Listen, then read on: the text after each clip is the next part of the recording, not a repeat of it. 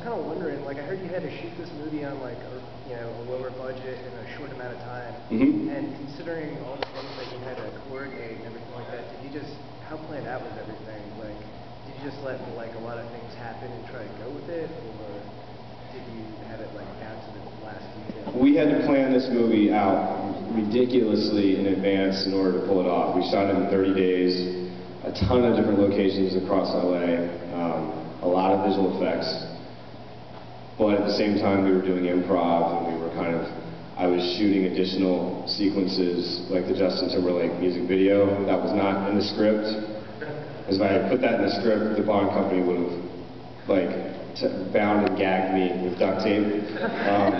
We did that in 4 hours, and we tried to make time for it in the arcade, and we had Justin Timberlake for 1 day. He shot his whole role in 1 day, and then did his voiceover in a couple additional days later.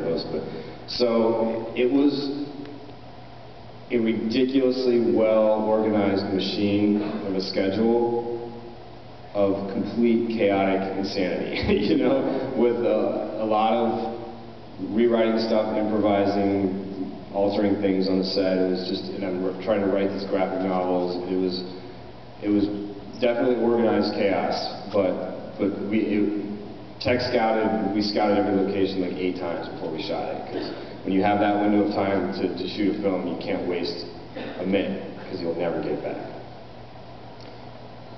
Back there, Yeah, I was wondering about all the product placement, the Budweiser, the Cheetos, the Hummer. Was that something you had to do to get the movie made, and did you get any pressure from the sponsors about how you use the products? There is a lot of product placement in the film. We didn't really receive that. You get a little bit of money for product placement. If anything, you get like a bunch of flat screens from Panasonic. Some of those little laptop things were mounted throughout the film from, the different technological companies.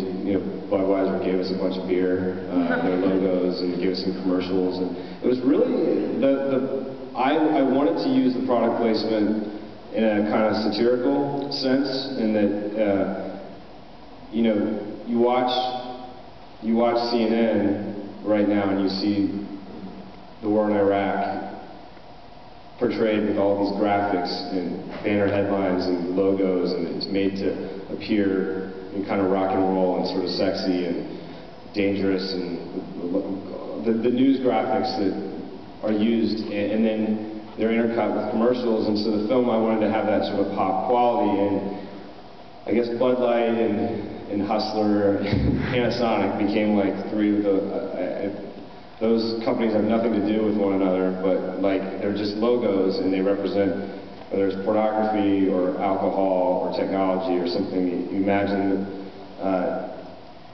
they're sort of, and then of the many other logos throughout the movie, the way kind of corporations become tied to the sort of military-industrial complex, and kind of trying to paint that in as elegant way as possible. So I look at this as sort of pop art, and we sort of embraced the sponsorship in a sort of satirical light, not to say anything bad about these companies, but just to sort of put them on display in a way that hopefully will make you think the next time you go buy something, you think about where it is tied to.